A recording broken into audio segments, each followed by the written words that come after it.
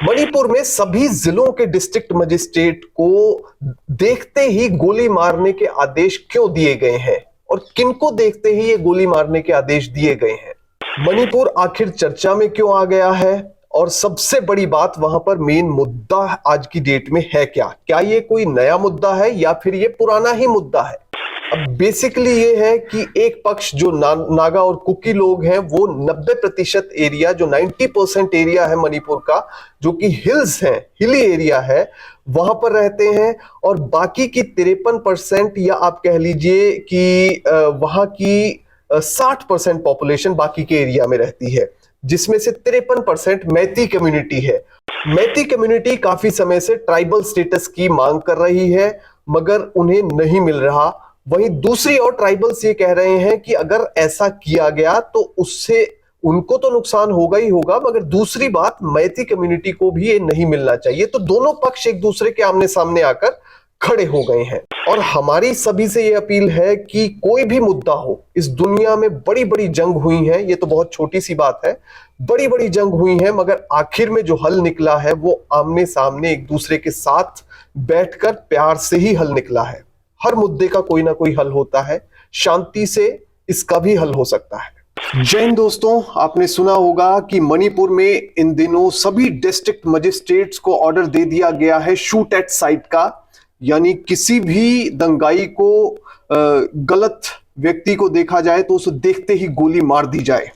पर यह ऑर्डर देने की आखिर जरूरत क्या पड़ी? मणिपुर में चल क्या रहा है और क्यों ये वायलेंस वहां पर, क्यों ये हिंसा हो रही है?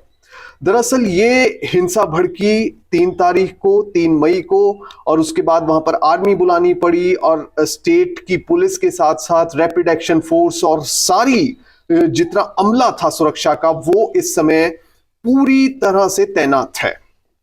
अब बेसिकली इशू क्या है? सबसे पहले ये इशू है ट्राइबल्स वर्सेस नॉन ट्राइबल्स का। जी हाँ, ये बिल्कुल सिंपल कॉन्सेप्ट के तौर पर हम आपको समझा रहे हैं। ट्राइबल्स वो लोग हैं जो कि मणिपुर के 90% हिस्से पर रहते हैं, 90% पार्ट पर रहते हैं।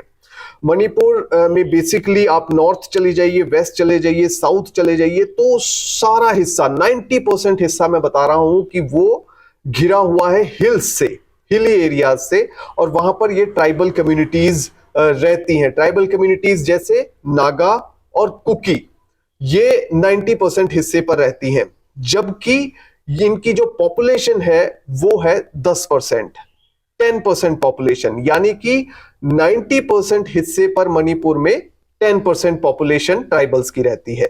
वहीं दूसरी कम्युनिटी है नॉन ट्राइबल्स की, वो है मैती कह लीजिए, मैटी कह लीजिए, जो स्पेलिंग हम लिखते हैं इंग्लिश में वो है MEITEI, मैती कम्युनिटी।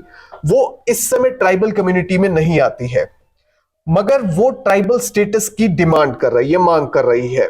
अब ऐसे में बीच में हाई कोर्ट आ जाता है। हाई कोर्ट में ये मैती कम्युनिटी जाती है और हाई कोर्ट ने सरकार को ये कहा कि इतने लंबे समय से जब ये कम्युनिटी मांग कर रही है तो आप क्यों नहीं इसको कंसिडर करते। बस इतना कहना था हाई कोर्ट का। उसके बाद ये जो प्रदर्शन थे या जो एक नाराजगी थी, वो दूसरी कम्युनिटी, जो ट्राइबल कम्युनिटी थी, उनके बीच में बढ़ गई और उसके बाद वहां पर वायलेंस का सिलसिला शुरू हो गया। अब दरअसल इस स्टेट को समझने की कोशिश करते हैं। सबसे पहले मणिपुर, जो कि नॉर्थ में अगर आप जाएं तो नॉर्थ में इसके नागालैंड है, वेस्टर्न पार्ट में आसाम है और साउथ में, दक्षिण में मिजोरम है।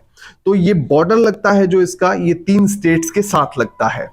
अब अगर समझना हम चाहें तो ये जो पूरा मुद्दा है वो कुछ ऐसा है कि ट्राइबल और नॉन ट्राइबल, जैसा मैं पहले बता चुका हूं, वो मुद्दा है।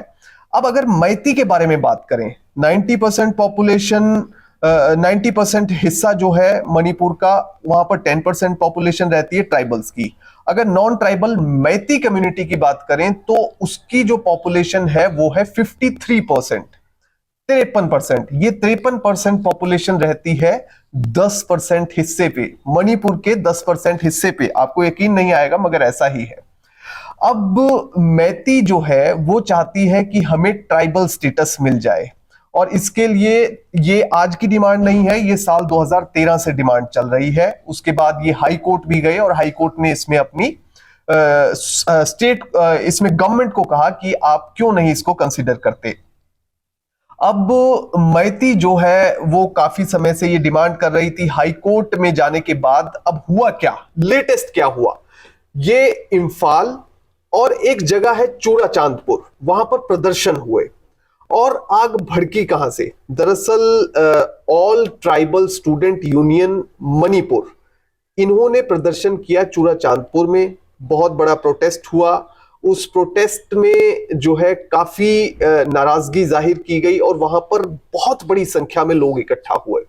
इतना ही नहीं, जो ट्राइबल्स हैं उनका कहना है कि ये जुडिशियल ओवररीच है, यानी कि न्यायपालिका को यह अधिकार ही नहीं है इस तरह की टिप्पणी करने का या इस तरह का निर्देश देने का। तो नाराजगी का स्तर आप समझ सकते हैं कि क्या स्तर है। अब माइती जो कम्युनिटी है बेसिकली अगर देखा जाए तो वो एक तो आसाम में रहती है, मणिपुर में तो हम बात कर ही रहे हैं, वो त्रिपुरा में भी रहते हैं, नागालैंड में भी रहते हैं, मिजोरम में भी रहते हैं और मेघालय में भी रहते हैं। तो कुल मिलाकर ये कम्युनिटी जो है वो फैली हुई है, कई राज्यों में फैली हुई है, ना सिर्फ मणिपुर में। अब इनका ये कहना है कि जो हम सिर्फ 10% हिस्से पर रह रहे हैं, क्या ये सही है? ये बिल्कुल सही नहीं है। दूसरी चीज जो ये तर्क देते हैं वो ये तर्क देते हैं कि बांग्लादेश और म्यांमार से बहुत बड़ी संख्या में लोग आ रहे हैं जो उनके 10% जो हिस्सा है जिस पर वो रह रहे हैं उस लैंड पर, उस जमीन पर भी कब्जा कर रहे हैं। अब ये जो कब्जा हो रहा है इससे अपनी लैंड को, अपने कल्चर को, अपनी इनहेरिटेंस को वो बचाने की कोशिश कर रहे हैं, इसलिए उन्हें ट्राइबल स्टेटस चाहिए। अब मैती का जो ये तर्क है, ये तर्क ट्राइबल्स को बिल्कुल पसंद नहीं आ रहा है। अब फिलहाल जो है वो स्थिति ये है कि वहां पर कर्फ्यू लगा दिया गया है कई जिलों में। इसके साथ ही देखते ही, दंगाइयों को देखते ही गोली मारने के आदेश दे दिए गए हैं। अब अगर कॉन्स्टिट्यूशनल पोजीशन की बात करें, संवैधानिक पोजीशन है क्या? दरअसल मणिपुर में संविधान की धारा 371C वो काम करती है। जी हाँ, जहां पर जो ट्राइबल्स की जो जगह है वहां पर कोई भी बाहर का व्यक्ति जमीन नहीं खरीद सकता है, उस जमीन को बेच भी नहीं सकता है। मतलब जब खरीद ही नहीं पाएगा तो बेच भी नहीं पाएगा। तो आर्टिकल 371 जो कबायली लोग हैं, जो ट्राइबल्स हैं, उनके अधिकारों की रक्षा करता है। यानी वो जब से रह रहे हैं तब से आज तक उनके अधिकारों की रक्षा इसके तहत हो रही है। अब वहां पर एक एमएलए भी हैं और वो हिल एरिया कमेटी के चेयरमैन भी हैं। उनका नाम है दिगांगलू गांगमे। उनका ये कहना है कि बेसिकली अगर मैती कम्युनिटी को देखा जाए तो मैती कम्युनिटी के पास बहुत बड़े स्तर पर जो है वो प्लस पॉइंट है। एक तो वो कई राज्यों में रहती है, दूसरा मैती कम्युनिटी जो है वो उसके पास वो शेड्यूल ट्राइब, शेड्यूल कास्ट में भी है, अदर बैकवर्ड क्लास में भी है और उनका रिप्रेजेंटेशन बहुत ज्यादा है। तो इसलिए उन्हें शेड्यूल ट्राइब का स्टेटस ना दिया जाए, ऐसा कहना है इन चेयरमैन जो गैंगमे है, गैंगमे साहब का। तो इस सब के बीच जो है पॉलिटिकल वो है टेक्स भी आ रहे हैं, पॉलिटिकली लोग स्टेटमेंट दे रहे हैं, मगर ये सारा मुद्दा कुछ ऐसा है। मगर जो मैती लोग हैं वो क्या कह रहे हैं? मैती लोगों का कहना है कि बेसिकली जो हमारा कल्चर है, एक तो हमें उसे बचाना है। दूसरी चीज, साल 1949 में जब मणिपुर भारत में उसका विलय हुआ था, तो उससे पहले मैती कम्युनिटी को शेड्यूल ट्राइब का स्टेटस ऑलरेडी मिला हुआ था और जैसे विलय हुआ तो उसके बाद ये स्टेटस छीन लिया गया। तो इसलिए मैती कम्युनिटी ये कहती है कि हमें अपने कल्चर को बचाने के लिए इस स्टेटस की बहुत ज्यादा आवश्यकता है। फिलहाल जो है हालात बहुत बेकाबू हो गए हैं, जिसके बाद आदेश दिए गए हैं दंगाइयों को देखते ही गोली मारने के। मगर अगर इस पूरे सिनेरियो को समझा जाए तो वो ये है कि इम्फाल में भी प्रदर्शन हुए हैं, चूड़ा चांदपुर जो जगह है वहां पर भी प्रदर्शन हुए हैं और बहुत बड़े स्तर पर आगजनी हुई। अब इम्फाल से 58 किलोमीटर दूर है एक जगह सेनापति, वहां पर भी मार्केट बंद करने के लिए कहा गया था। सुबह 10 बजे से लेकर 1 बजे तक प्रदर्शन हुए थे। तो ये प्रदर्शन जो है बड़े स्तर पर हो रहे हैं और सरकार लगातार लोगों से अपील कर रही है कि वो अपने घरों में रहें, ऐसे किसी प्रदर्शन में हिस्सा ना लें और किसी भी अफवाह पर यकीन ना करें। और इसीलिए इस वीडियो के जरिए भी हम आपसे अपील कर रहे हैं कि किसी भी अफवाह पर यकीन ना करें और ऐसे किसी प्रदर्शन में जिसमें दंगाई शामिल हो रहे हैं उसमें हिस्सा ना लें। सरकार जो भी करेगी वो सरकार का काम है और आगे इस पर जो भी अपडेट्स होंगी वो हम आपके साथ जरूर साझा करेंगे। मगर फिलहाल जो है वहां पर आर्मी से लेकर Assam rifles, CRPF, state police, rapid action force और इसके साथ ही राइट कंट्रोल पुलिस, ये सभी फोर्सेस वहां पर लगी हुई हैं और तैनात है। किसी भी दंगाई को आगे बढ़ने नहीं दिया जा रहा है। वहीं इम्फाल में और दूसरी जगह है चूड़ाचांदपुर जो हमने बताया आपको, जहां पर सबसे ज्यादा वायलेंस हुई है। वहां पर से जो आम लोग हैं उनको काफी जगह से बचाकर रेस्क्यू कर कर सेफ जगह पर लाया गया है, क्योंकि सिचुएशन ऐसी बन गई है कि लोग घरों से बाहर भी नहीं निकल पा रहे हैं। खाने के लिए, पीने के लिए बिजली काट दी गई है, इंटरनेट काट दिया गया है।